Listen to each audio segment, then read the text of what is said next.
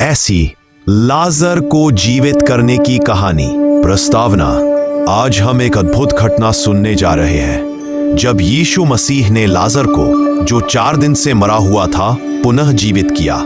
यह कहानी हमें दिखाती है कि यीशु ही जीवन और पुनरुत्थान है। दृश्य 1। बीमारी और संदेश। पृष्ठभूमि में धीमा संगीत, उदासी का माहौल। बैतनिया नामक गांव में मरियम और मार्था अपने भाई लाजर के साथ रहते थे। एक दिन लाजर बहुत बीमार हो गया।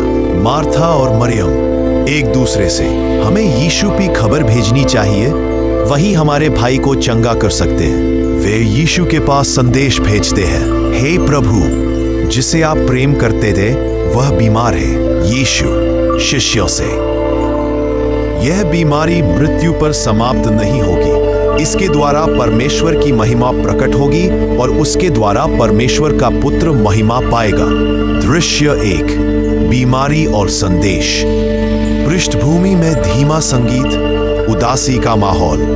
बैतनिया नामक गांव में मरियम और मार्था अपने भाई लाजर के साथ रहते थे। एक दिन लाजर बहुत बीमार हो गया। मार्था और मरियम एक दूसरे से, हमें यीशु की खबर भेजनी चाहिए, वही हमारे भाई को चंगा कर सकते हैं। वे यीशु के पास संदेश भेजते हैं, हे प्रभु, जिसे आप प्रेम करते थे वह बीमार है। यीशु शिष्यों से, यह बीमारी मृत्यु पर समाप्त नहीं होगी। इसके द्वारा परमेश्वर की महिमा प्रकट होगी और उसके द्वारा परमेश्वर का पुत्र महिमा पाएगा।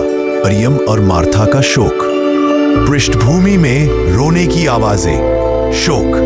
जब यीशु बैतनिया पहुंचे तो पता चला कि लाजर 4 दिन से कब्र में। हे प्रभु, यदि आप यहां होते तो मेरा भाई नहीं मरता, पर मैं जानती हूं कि जो कुछ भी आप परमेश्वर से मांगेंगे वह आपको देगा। यीशु, तुम्हारा भाई फिर जी उठेगा।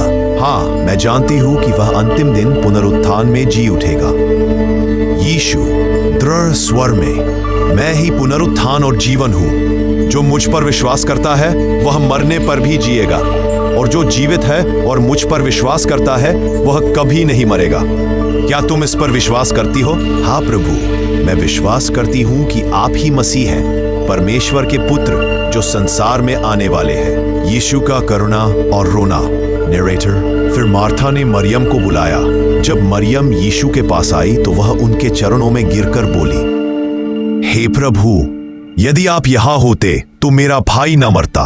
मरियम और यहूदियों को रोते देखकर यीशु का मन गहरे दुख से भर गया। वे अत्यंत व्याकुल हुए और स्वयं भी आंसू बहाए। लोग आपस में, देखो वह उसे कितना प्रेम करता था। कब्र के पास संगीत तेज होता है, उम्मीद और रोमांच का माहौल। यीशु कब्र पर आए। वहां एक गुफा थी और उसके मुंह पर पत्थर रखा हुआ था। यीशु, पत्थर हटाओ। मार्था, संगीत। प्रभु, मैं तो 4 दिन से मरा हुआ हूं, उसमें से गंध आ रहा है। यीशु, क्या मैंने तुमसे नहीं कहा, विश्वास करोगे तो परमेश्वर की महिमा देखोगे? पत्थर हटाते हैं। लाजर जीवित होता है। यीशु ने अपनी आंखें ऊपर उठाकर कहा, हे पिता, मैं तेरा धन्यवाद करता हूं कि तूने मेरी सुन ली। मैं जानता था कि तू सदा मेरी सुनता है, परंतु मैंने यह लोगों के कारण कहा है ताकि वे विश्वास करें कि तूने मुझे भेजा है। फिर यीशु ने ऊंचे स्वर में पुकारा, यीशु, लाजर, बाहर आ जा। संगीत चरम पर। लोग चकित हो जाते हैं और देखो, लाजर बाहर आ गया। उसके हाथ पांव कपड़े से लिपटे हुए थे और उसके मुंह पर कपड़ा बंधा हुआ था। यीशु, उसे खोल दो और जाने दो। लोगों का आश्चर्य और विश्वास। जो लोग वहां उपस्थित थे उन्होंने यह महान चमत्कार देखा और बहुतों ने यीशु पर विश्वास किया। इस घटना से हमें यह सीखने को मिलता है कि यीशु मसीह ही जीवन और पुनरुत्थान है। जो उन पर विश्वास करता है उसके लिए मृत्यु भी अंत नहीं है, बल्कि एक नई शुरुआत है।